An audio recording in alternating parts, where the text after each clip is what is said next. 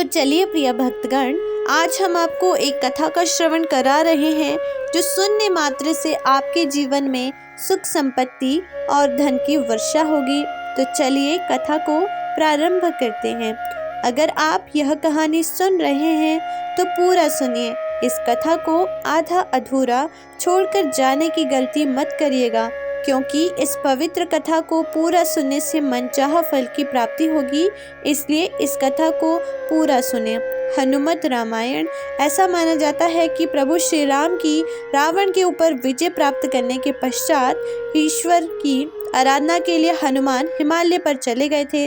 वहां जाकर उन्होंने पर्वत शिलाओं पर अपने नाखून से रामायण की रचना की, जिससे उन्होंने प्रभु श्री राम के कर्मों का उल्लेख किया था।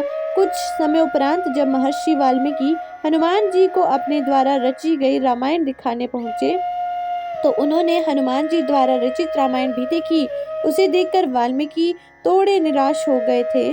तो हनुमान जी ने उनसे उनकी निराशा का कारण पूछा तो महर्षि बोले कि उन्होंने कठोर परिश्रम के पश्चात जो रामायण रची है वो हनुमान की रचना के समक्ष कुछ भी नहीं है, अतः आने वाले समय में उनकी रचना उपेक्षित रह जाएगी। ये सुनकर हनुमान ने रामायण चरित पर्वतशिला को एक कंधे पर उठाया और दूसरे कंधे पर महर्षि वाल्मीकि को बिठाकर समुद्र के पास गए और स्वयं द्वारा की गई रचित रामायण को समर्पित करते हुए समुद्र में समा दिया।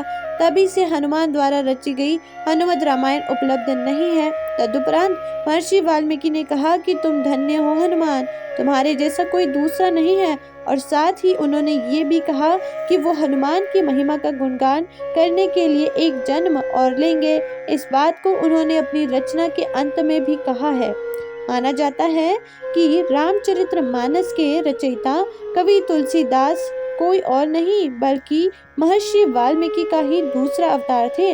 महाकवि तुलसीदास के समय में ही एक पट्टिका को समुद्र के किनारे पाया गया, जिसे कि एक सार्वजनिक स्थल पर टांग दिया गया था ताकि विद्यार्थी उस गूढ़ लिपि को पढ़कर उसका अर्थ निकाल सके।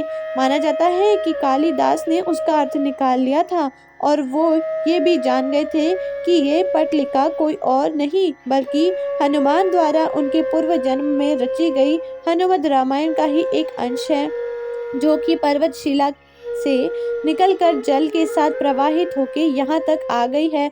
उस पट्टिका को पाकर तुलसीदास ने अपने आप को बहुत भाग्यशाली माना कि उन्हें हनुमत रामायण के श्लोक का एक पद्य प्राप्त हुआ। क्या आप इस कथा के बारे में पहले से जानते थे?